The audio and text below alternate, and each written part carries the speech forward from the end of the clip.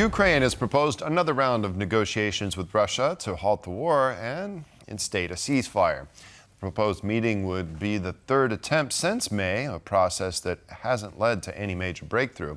Meanwhile, German military intelligence indicates that Russia will soon be launching waves of attack drones on Ukraine, numbering in the thousands. And in Europe, where the EU just signed an 18th sanctions package against Russia, there's still division in the bloc that throws into question the united approach for supporting Ukraine. Now joining me to discuss is Iuliia Osmolovska, director at GlobeSec in Kyiv. Hello and good evening, and thank you so much for joining us on World News Tonight. Hi, good evening. Now, I'd like to start with this proposed third meeting for peace negotiations with Russia based on Russia's attitude, and it's likely not going to lead to any breakthrough. What do you think that Ukraine's proposing? Why do you think it's going to propose this other round of negotiations? What is Kyiv looking to accomplish here? Well, definitely the purpose of Kyiv suggesting another round of negotiations is actually to prove that Ukraine is not objecting seeking the political and diplomatic solutions to the ongoing war, and is ready to consider and to meet the Russian side. Even more, our president indicated he's ready to meet with the president of Russia, despite the previous very strong position that we won't be talking with Putin at all. It is also a sort of indication for the American side to see them that Ukrainians are pretty much determined to follow on this way and to consider a ceasefire the first step based on the proposal suggested by the American side.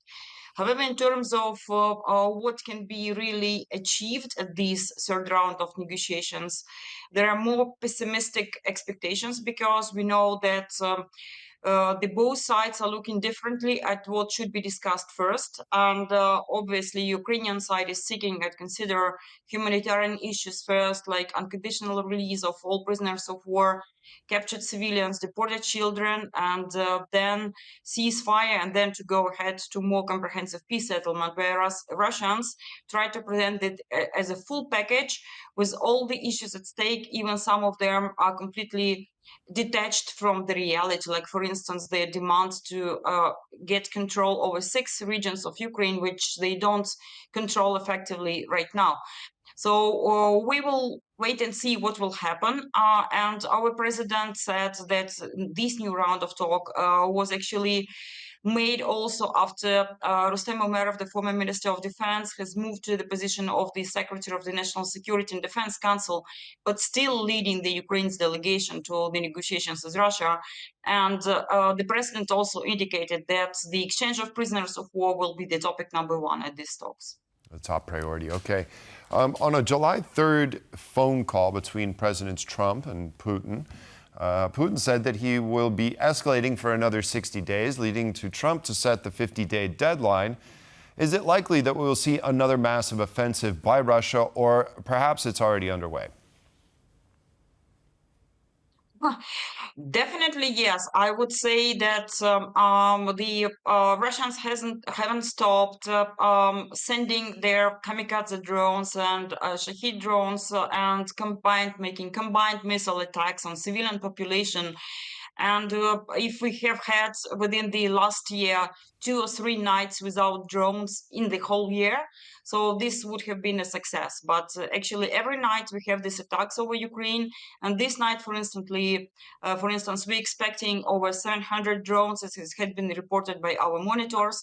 So this is when it comes to the civilian component of that. So by that, Putin is trying to exert psychological pressure on the population for us to actually get tired and exhausted from all this fear and actually press the government to be more soft in softening the negotiation demands. But this is exactly not the case. So it gets against Russians as expectations. Ukrainian public won't be demanding the government to do that. In terms of the offensive on the ground, I would call it like creeping offensive. They do hope to achieve some advances over the summer. This is why allegedly Putin told Trump over the phone call that unless they try the summer offensive, there is no reasons to expect that Russians might be softening their position. But this offensive, as I mentioned, it is creeping one, so it's not advancing very much on a particular point of a front line or even along the whole front line.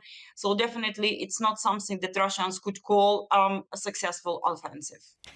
Kyiv will have Patriots to defend against ballistic and cruise missiles, but according to Germany, a top German general, Russia is preparing to launch up to 2,000 Shaheds per strike.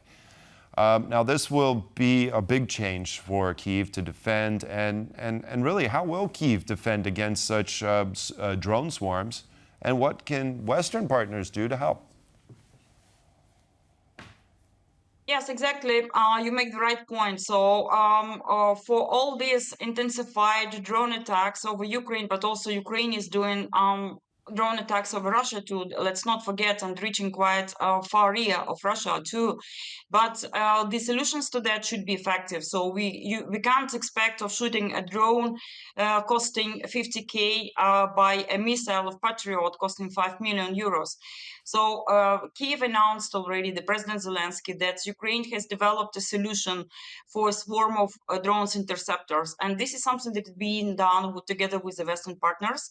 So this might be a solution to that, and where the partners could help. So definitely getting more engaged in these joint ventures, helping, assisting with the financing, and actually get engaged in these cost-effective solutions with Ukrainians.